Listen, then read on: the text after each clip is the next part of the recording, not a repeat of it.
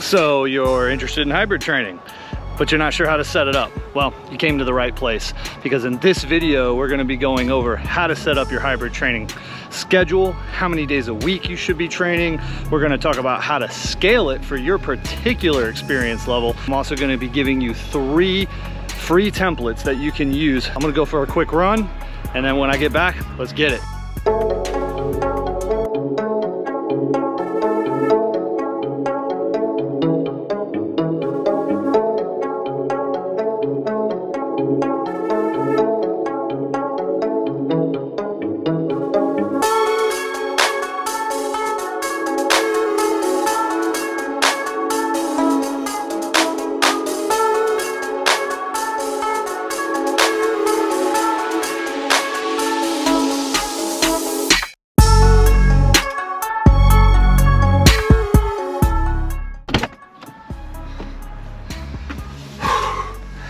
Let's go to the gym.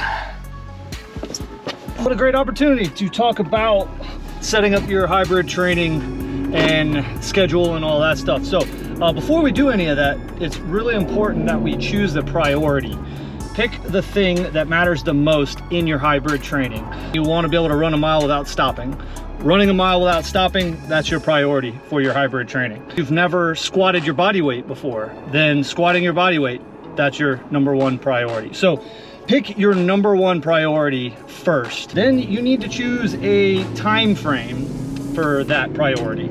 And I recommend doing this in training blocks, or if you have a race or a distance or something like that as a priority, then the race day is gonna be your time frame. I recommend picking blocks of time, either 8, 12, 16, or 20 week increments. I'd say probably the 12 to 16 weeks is the sweet spot. Most of the time when I train, I'm on a 12 week cycle. So #1, pick your priority. And then #2, pick your time frame and your training block length. Do that stuff, write that stuff down. We're gonna head to the gym, and we've got some Olympic lifts on deck for today, just some technique work, some practice work.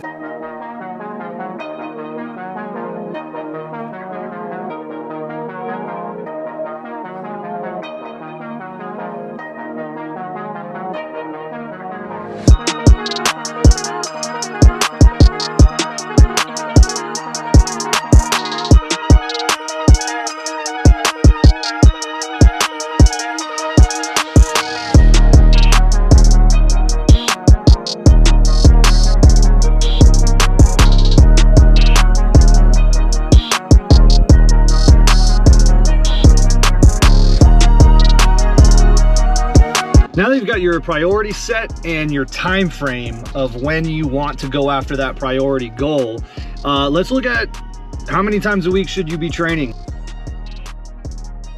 As a novice, and I'm going to classify these as novice, is 1 to 3 years of training, whether that's running or weightlifting. If you've got 1 to 3 years in any of those modalities, you're novice.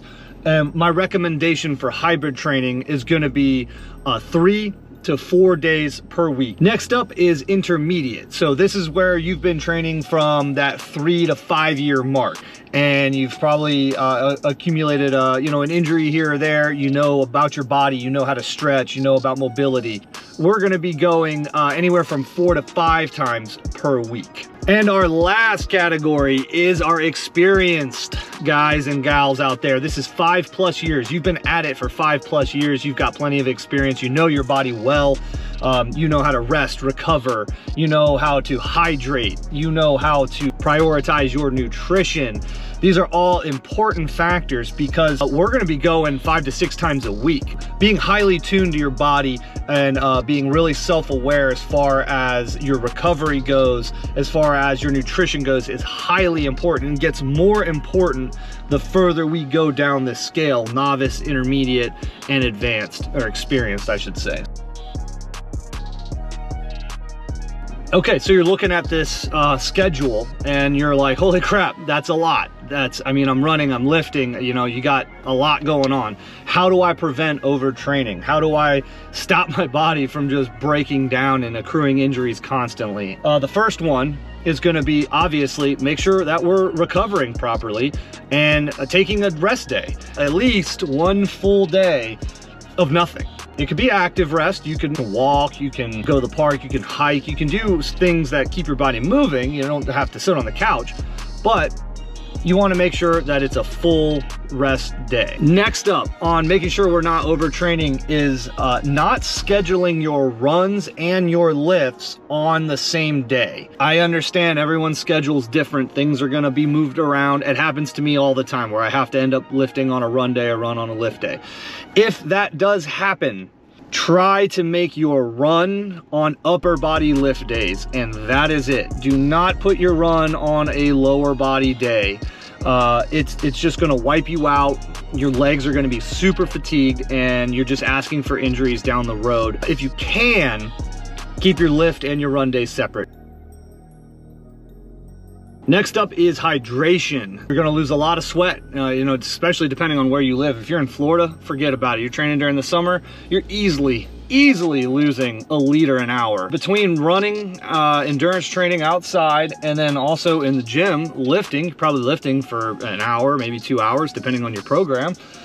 You're losing a lot of sweat, and in your sweat contains electrolytes. So you gotta really be cognizant of making sure to hydrate and refuel your body, not only your runs, but also your lifts, because a lot of times we think of these goos and this hydration and all this stuff only for running, but you gotta remember you're doing both running and lifting, and your body doesn't care which activity you're doing. It's gonna sweat and it's gonna lose electrolytes no matter which one of the two you're doing.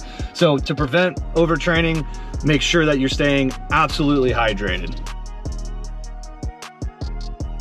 Sleep is one of the most important, if not the most important, recovery method.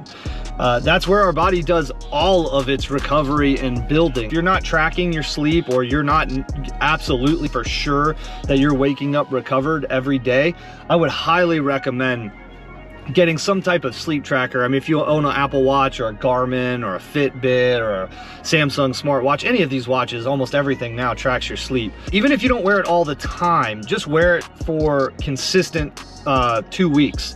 And just make sure you're getting the right amount of sleep and the right quality of sleep, because just being in bed and sleeping for 8 hours doesn't mean that you got a quality 8 hours of sleep. Okay guys, as promised, I've got 3 templates for you. The first one's gonna be a novice template, and this one is great to just jump in and see what hybrid training is all about. The other 2 are gonna be for our intermediate and for our experienced guys and gals out there. These 2 templates are based on your priority. So remember when I asked what's your priority in the beginning of the video? Well, if you have a strength or a hypertrophy related priority, you're gonna want the strength template. If you have a running or a distance or an endurance priority, you're gonna wanna choose the running template. You can use all 3. You can start on the novice, say, hey, you know what? I want to get a little bit better at running, move over to the run, use the running one for a little while, and then move over and use the strength one. In fact, I do this frequently. I mean, you have to waive your training. And that's why, again, in the beginning of the video, we talked about training blocks. I would spend at least 8 weeks in each of these categories here. And then from there, you can kind of decide where you're gonna go with your training. There you have it, guys. That's how you set up your hybrid training program. I hope this video was helpful, and it gave you some good resources. If you have any questions, shoot them down in the comments or hit me up directly. Thanks for watching, and I'll catch you in the next one.